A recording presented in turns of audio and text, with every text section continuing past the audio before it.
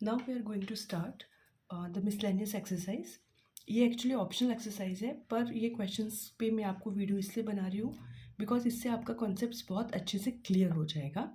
तो the first question is this: the relation f is defined as, यहाँ पर function है एफ एक्स और जी एक्स. यहाँ पे इस तरीके से डिफाइंड है. आपको ये बताना है कि ये वेल डिफाइंड फंक्शन है या नहीं. ये बहुत ईजी क्वेश्चन है.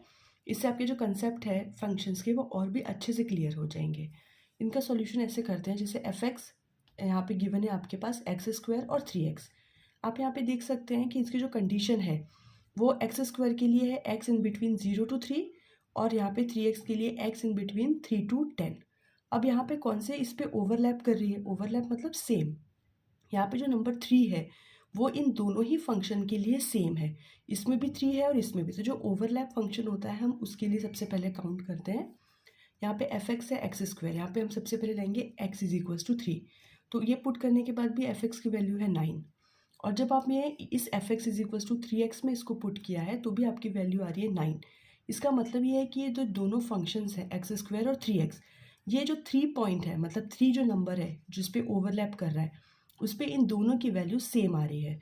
इसका मतलब ये है कि जो फंक्शन है वो कंसिस्टेंट भी है और वेल डिफाइंड भी है, क्योंकि ये बाउंड्रीज पे मैच कर रहा है. इसकी जो वैल्यूज़ है बाउंड्रीज पे वो मैच कर रही है. ये 0 से 3 है और ये 3 से 10 है. तो 3 जो है वो कॉमन है इस एफ एक्स में, इसलिए हमने सबसे पहले 3 एट 3 पे हमने निकाला और उसके दोनों वैल्यू सेम है. That's why this is the well defined function.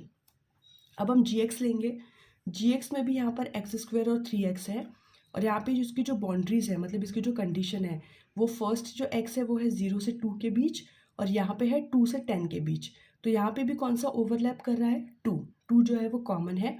तो हम यहाँ पे जी एक्स की वैल्यू निकालेंगे एट 2 पर. तो यहाँ पे जी एक्स की वैल्यू जब एक्स स्क्वायर है तो इसकी वैल्यू आ रही है 4. और जब आप 3x में x is equals to 2 put करेंगे तो आपकी वैल्यू आएगी 6. अब आप देख सकते हो कि यहाँ पे जो 2 ओवरलैप कर रहा है इस पे इन दोनों की ही वैल्यूज़ डिफरेंट है, मतलब बाउंड्रीज पे इनकी वैल्यू सेम नहीं है. That's why this g x function, ये जो जी एक्स है ये एक वेल डिफाइंड फंक्शन नहीं है बिकॉज ये अपनी बाउंड्रीज पे मैच नहीं कर रहा है. इस तरीके से क्वेश्चन करना है. सेकेंड वाला क्वेश्चन तो बहुत ही ईजी है. If f x is equals to x square तो आपको इनकी वैल्यूज़ निकालनी है. सबसे पहले हम x इज इक्वल्स टू 1.1 की वैल्यू निकालेंगे तो वो आएगी 1.21. और f1 मतलब जब x1 लेंगे तो f1 आएगा 1 का स्क्वायर 1 ही है. इसमें हम वैल्यूज़ पुट करेंगे, सॉल्व करेंगे तो आपके पास नंबर है जो आपका आंसर है वो आएगा 2.1. इसमें से वैल्यूज़ पुट करना है और जो फर्स्ट क्वेश्चन था ये हमें बाउंड्रीज पे निकालना था कि कैसे इसका आंसर